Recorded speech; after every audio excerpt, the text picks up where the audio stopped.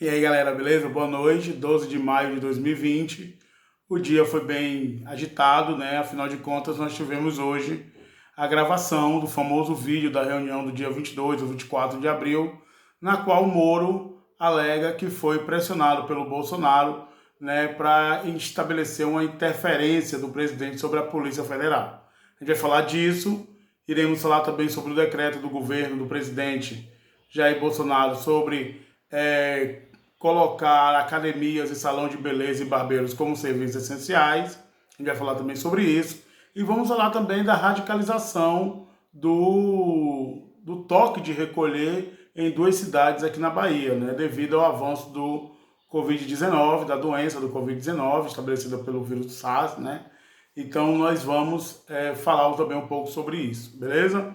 Então, o dia foi animado, o dia foi agitado. Meu nome é André Moraes, se inscrevam no canal, né? Toca o sininho aí para sempre ativar, que nós colocamos vídeos diariamente no nosso canal.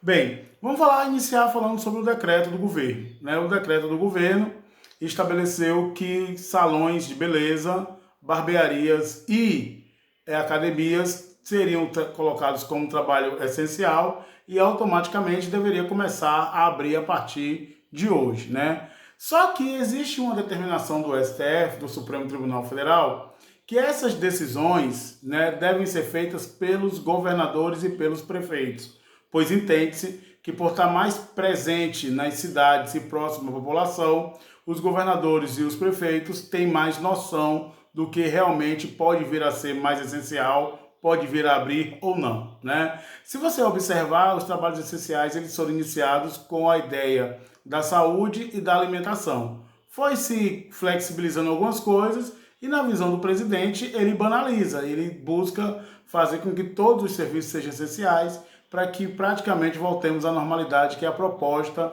estabelecida por ele desde o início, uma flexibilização mais radical com relação à questão, né, dos isolamentos horizontais. O governo sempre se mostrou contrário ao isolamento, propôs inicialmente até a ideia do isolamento vertical e agora ele vem tentando uma tentativa, uma narrativa de flexibilização por causa da crise econômica que já se estabeleceu e a tendência é que ela se agrave cada vez mais. Bem, nessa narrativa de abrir as academias e os salões e as barbearias, os governadores, quase que todos os governadores do Brasil, foram contra, né? Ou seja, eles não obedeceram essa determinação, o que faz com que o presidente meio que fique sem uma autoridade. Ele praticamente não está governando, né? Ele fala uma coisa, os governadores não aceitam, ele fala uma outra coisa, o STF determina que essa decisão seja dos governadores e prefeitos.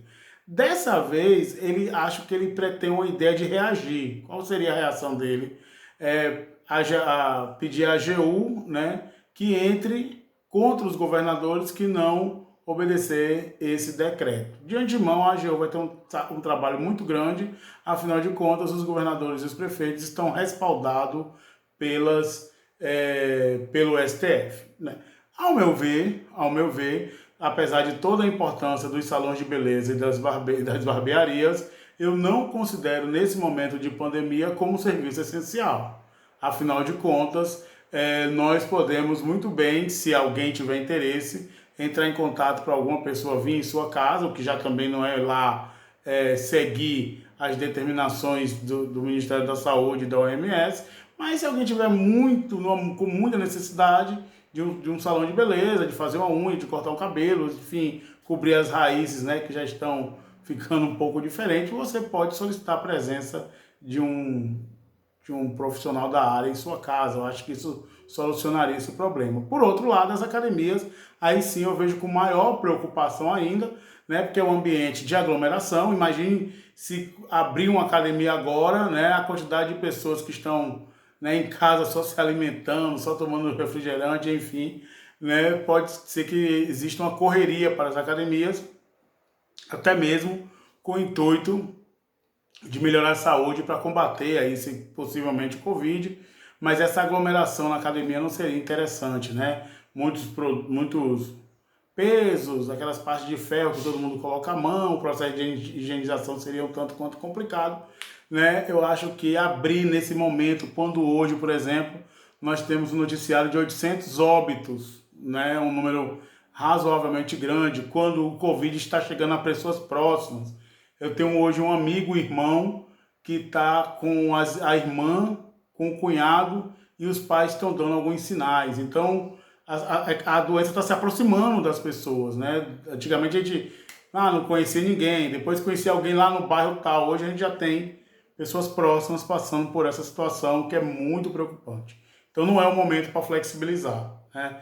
Por outro lado, algumas cidades do interior da Bahia estabeleceram toque de recolher, radicalização total no combate ao Covid-19. A partir de 8 horas da noite, cidades como Itabuna e Piauí, do nosso amigo Márcio Martins, essas cidades elas estarão proibidas de pessoas circularem a partir de 8 horas da noite. A polícia, as guardas municipais estarão circulando nessas cidades para impedir justamente pelo avanço significativo dessa doença, né, em Piauí e na cidade de Itabuna, beleza?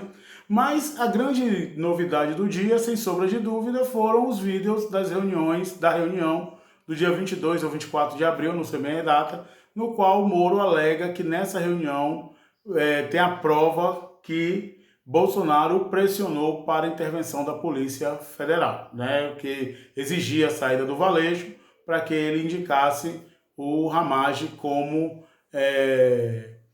diretor-geral da Polícia Federal, que era uma pessoa muito mais próxima do Bolsonaro, e o Bolsonaro precisava, segundo os acusadores, de que tivesse uma pessoa lá para que ele pudesse ter relatórios, ter contato, ligar sempre que tivesse algum interesse. Bem, o vídeo nós não tivemos acesso ainda, a população não teve acesso ainda, mas as informações sobre o vídeo tem uma construção de duas narrativas, né? Depois eu vou dizer qual dessas narrativas eu acredito mais e por quê. Bem, a primeira narrativa é que Bolsonaro estava muito nervoso no dia da reunião e exigia do Sérgio Moro, é bom que se diga isso, se exigia do Sérgio Moro e ameaçou demitir o Sérgio Moro, né, devido à necessidade de uma segurança maior no estado do Rio de Janeiro. Bem, não fica claro, pelo que a gente ficou sabendo, que existia a palavra Polícia Federal, eu quero intervir na Polícia Federal, não foi uma confissão, né? O vídeo não traz essa confissão do Jair Messias Bolsonaro, mas traz ele falando da necessidade de aumentar a segurança dos filhos no Rio de Janeiro. Pois bem, o governo federal, ele tem a GSI, que é um grupo de segurança liderado pelo Heleno, né, pelo ministro do Jair Bolsonaro, e é esse órgão que é responsável pela segurança da família do Bolsonaro. Bem, é justamente para esse órgão que Bolsonaro alegou que estava se referindo quando falou da segurança dos filhos. Mas aí tem um questionamento. Como é que ele estava se referindo a um órgão que é chefiado pelo Heleno, cobrando do Sérgio Moro, que aí sim tinha a responsabilidade de controle da Polícia Federal, de comando da Polícia Federal? Então as coisas não estão muito bem explicadas, né? Possibilitou-se a construção dessa narrativa, que a defesa de Bolsonaro vai se apegar, mas, ao meu ver, né, como ele se referiu ao Sérgio Moro, como ele estava ameaçando, né, tanto o advogado, o Valeixo quanto o Sérgio Moro, é óbvio que nesse debate, nessa discussão, o Bolsonaro estava, ao meu ver, se dirigindo para uma tentativa de controlar a Polícia Federal, que, ao meu ver, não é novidade nenhuma. Não, eu sempre falei aqui, desde outros momentos, de que Bolsonaro, pelo seu perfil, ele quer sim saber o que está acontecendo na Polícia Federal e de vez em quando, se ele puder e tiver autoridade para isso, e uma pessoa próxima a ele, ele vai intervir. Isso faz parte do Bolsonaro, né? Eu acho que negar isso é negar a própria essência do presidente. Então, eu acho que ele quer sim. Mas isso vai dar alguma coisa? Não. O Aras, o Procurador-Geral da República, ele está se consolidando como um advogado de Bolsonaro. Já há relatos, inclusive, de que o Aras vai para o STF.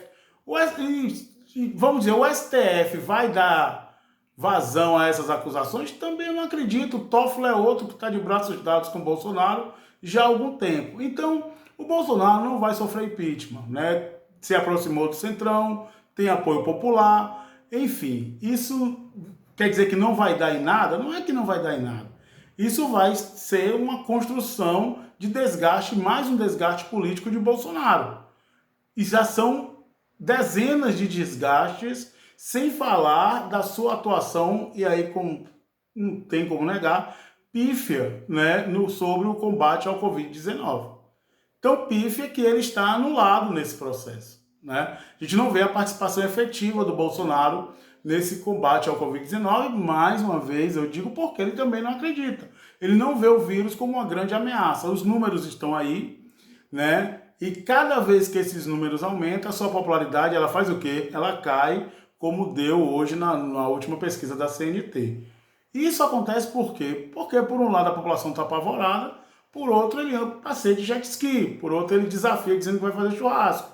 Ele construiu essa imagem negativa em torno do Covid-19, né? Falou muito da cloroquina, e se tem dúvida ainda sobre a questão da cloroquina, e foi desde o Idaí até a questão da gripezinha. Então, Bolsonaro, durante esse período da pandemia, ele só criou problema para sua imagem. É impressionante a capacidade de criar problema. E agora, mais esse embate que vem por aí com relação aos governadores sobre os seus decretos de flexibilizar ainda mais, no pior momento da pandemia, de flexibilizar o isolamento. Beleza? Meu nome é André Moraes, curtam o canal, se inscrevam, dê essa força e estamos aí, beleza? Até a próxima.